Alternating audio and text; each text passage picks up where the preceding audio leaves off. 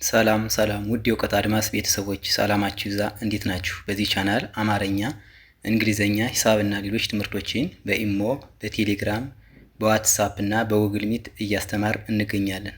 ስለሆነም ፕላስ 251ን እያስቀደማችሁ በ978 40 92 73 ደውላችሁ በመመዝገብ በቀጥታ መማር ትችላላችሁ። ዛሬ ይዤላችሁ የመጣሁት ቃላትን እየመሰረትን የምናነብና እንዲሁም የተመሰረትናቸውን ቃላቶች ተመሳሳይና ተቃራኒ ፍች የምናይ ነው የሚሆነው። ስለዚህ ሁላችሁም እንደተለመደው ሀሳባችሁን ሰብስባችሁ ደብተርና እስክሪብቶ ይዛችሁ ቪዲዮውን እያቆማችሁ በመጻፍ ተከታተሉኝ። ወደ ክላሳችን ሳልፍ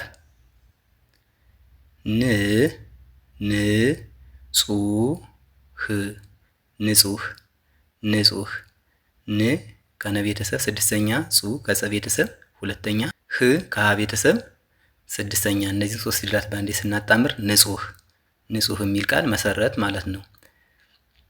ወደ ተመሳሳይ ፍቻቸው ስናልፍ ጽዱ ጽዱ ጽዱ ጽ ከጸ ቤተሰብ ስድስተኛ፣ ዱ ከደ ቤተሰብ ሁለተኛ። በአንድ ላይ እነዚህ ሁለት ፊደላት ጽዱ ጽዱ የሚል ይሆናል። ወደ ተቃራኒ ፍቻቸው ስናልፍ እድፍ እድፍ እድፍ ከአ ቤተሰብ ስድስተኛ፣ አሁንም ድ ከደ ቤተሰብ ስድስተኛ፣ አሁንም ፍ ከፈ ቤተሰብ ስድስተኛ። እነዚህ ሶስት ፊደላት በአንዴ ስናጣምር እድፍ እድፍ የሚል ቃል እናገኛለን ማለት ነው። ስለዚህ ንጹህ ለሚለው ቃል ተመሳሳይ ፍቺው ጽዱ ወይ ጽዱ ያልቆሸሸ ማለት ነው። ጽዱ ተቃራኒ ፍቺው ደግሞ ንጹህ ለሚለው ማን ነው ማለት ነው? እድፍ ወይም የቆሸሸ የሚል ይሆናል ማለት ነው። ማጣት ማጣት ማጣት ማናጣ ከየቤተሰባቸው አራተኛ፣ ት ከተቤተሰብ ስድስተኛ።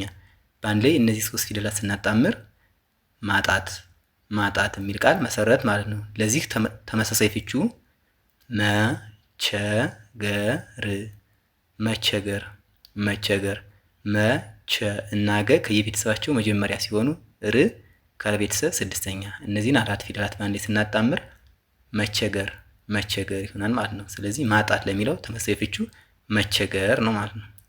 ወደ ተቃራኒ ፍቹ ስናልፍ ማግኘት ማግኘት ማግኘት ማ ከመቤተሰብ አራተኛ፣ ግ ከገቤተሰብ ስድስተኛ፣ ኘ ከኘ ቤተሰብ መጀመሪያ፣ ት ከተቤተሰብ ስድስተኛ። በአንድ ላይ እነዚህ አራት ሆሄያት ማግኘት የሚል ቃል ይሰጡናል ማለት ነው።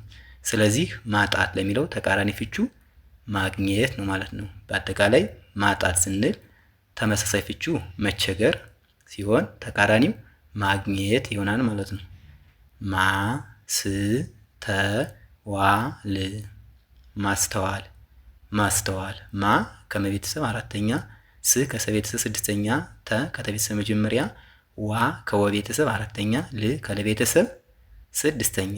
እነዚህን አምስት ፊደላት በአንዴ ስናጣምር ማስተዋል ማስተዋል የሚል ቃል መሰረት ማለት ነው። ለዚህ ቃል ተመሳሳይ ፍቹ መገንዘብ መገንዘብ መገንዘብ መናገ ከየቤተሰባቸው መጀመሪያ፣ ን ከነቤተሰብ ስድስተኛ፣ ዘ ከዘቤተሰብ መጀመሪያ፣ ብ ከበቤተሰብ ስድስተኛ። በአንድ ላይ እነዚህ አምስት ፊደላት መገንዘብ መገንዘብ የሚል ቃል ይሰጡናል። ማስተዋል ለሚለው ተመሳሳይ ፍቹ መገንዘብ ይሆናል ማለት ነው። ወደ ተቃራኒ ፍቹ ስናልፍ መቸኮል መቸኮል መቸኮል መናቸ ከየቤተሰባቸው መጀመሪያ፣ ኮ ከከቤተሰብ ሰባተኛ፣ ል ከለቤተሰብ ስድስተኛ። በአንድ ላይ እነዚህ አራት ሆሄያት መቸኮል መቸኮል የሚል ቃል ይሰጡናል ማለት ነው። ስለዚህ ማስተዋል ለሚለው ተቃራኒ ፍቹ መቸኮል ነው ማለት ነው። በአጠቃላይ ማስተዋል ስንል ተመሳሳይ ፍቹ መገንዘብ፣ ተቃራኒ ፍቹ ደግሞ ማስተዋል ለሚለው መቸኮል ይሆናል ማለት ነው። ማጌጥ ማጌጥ ማጌጥ ማ ከመቤተሰብ አራተኛ፣ ጌ ከገቤተሰብ አምስተኛ፣ ጥ ከጠቤተሰብ ስድስተኛ። እነዚህ ሶስት ሆሄያት በአንድ ላይ ማጌጥ ማጌጥ የሚል ቃል ይሰጡናል ማለት ነው። ወደ ተመሳሳይ ፍቻቸው ስናልፍ መዋብ መዋብ መዋብ መ ከመቤተሰብ መጀመሪያ፣ ዋ ከወቤተሰብ አራተኛ፣ ብ ከበቤተሰብ ስድስተኛ። እነዚህ ሶስት ፊደላት በአንድ ላይ መዋብ መዋብ የሚል ቃል ይሰጡናል ማለት ነው። ስለዚህ ማጌጥ ለሚለው ተመሳሳይ ፍቹ ማን ነው ማለት ነው? መዋብ ይሆናል ማለት ነው። ወደ ተቃራኒ ፍቹ ስናልፍ ዘን ማዘን ማዘን ማ ከመቤተሰብ አራተኛ ዘ ከቤተሰብ መጀመሪያ ን ከነቤተሰብ ስድስተኛ በአንድ ላይ እነዚህ ሶስት ሆሄያት ማዘን የሚል ቃል ይመሰርታሉ ማለት ነው። ስለዚህ ማጌጥ ለሚለው ተቃራኒ ፍቹ ማዘን ይሆናል ማለት ነው። ማጌጥ ስንል ተመሳሳይ ፍቹ መዋብ ሲሆን ተቃራኒው ማዘን ይሆናል ማለት ነው። መስራት መስራት መስራት መ ከመቤተሰብ መጀመሪያ ስ ከሰቤተሰብ ስድስተኛ ራ ከቤተሰብ አራተኛ ት ከተቤተሰብ ስድስተኛ እነዚህ አራት ፊደላት አንድ ላይ መስራት መስራት የሚል ቃል ይሰጡናል ማለት ነው። ወደ ተመሳሳይ ፍቹ ስናልፍ መልፋት መልፋት መልፋት መ ከመቤተሰብ መጀመሪያ ል ከለቤተሰብ ስድስተኛ ፋ ከፈቤተሰብ አራተኛ ት ከተቤተሰብ ስድስተኛ በአንድ ላይ እነዚህ አራት ሆሄያት መልፋት መልፋት የሚል ቃል ይሰጡናል ማለት ነው። ስለዚህ መስራት ለሚለው ተመሳሳይ ቃል መልፋት ሲሆን ወደ ተቃራኒው ቃል ስናልፍ ደግሞ መተኛት መተኛት መተኛት መናተ ከየቤተሰባቸው መጀመሪያ ኛ ከየቤተሰብ አራተኛ ት ከተቤተሰብ ስድስተኛ በአንድ እነዚህ አራት ፊደላት መተኛት መተኛት የሚል ቃል ይሰጡናል ማለት ነው። ስለዚህ መስራት ለሚለው ተመሳሳይ ፍቹ መልፋት ሲሆን ተቃራኒው ደግሞ መስራት ለሚለው መተኛት ይሆናል ማለት ነው። መኩራት መኩራት መኩራት መ ከመቤተሰብ መጀመሪያ ኩ ከከቤተሰብ ሁለተኛ ራ ከረቤተሰብ አራተኛ ት ከተቤተሰብ ስድስተኛ በአንድ ላይ እነዚህ አራት ሆሄያት መኩራት መኩራት የሚል ቃል ይሰጡናል ማለት ነው። ለዚህ መኩራት ለሚለው ቃል ተመሳሳይ ፍቹ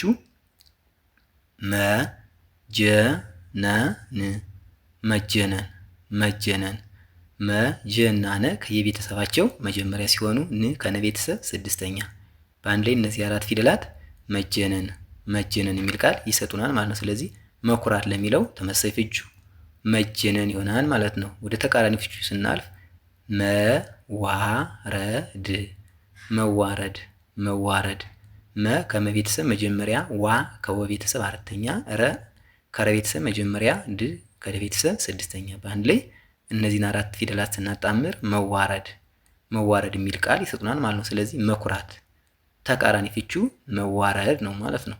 ስለዚህ በአንድ ላይ መኩራት ስንል ተመሳሳይ ፍቺ ከተባል መጀነን መኩራት ስንል መጀነን ተቃራኒ ፍቹ መኩራት ለሚለው ካል ደግሞ መዋረድ መዋረድ የሚል ይሆናል ማለት ነው።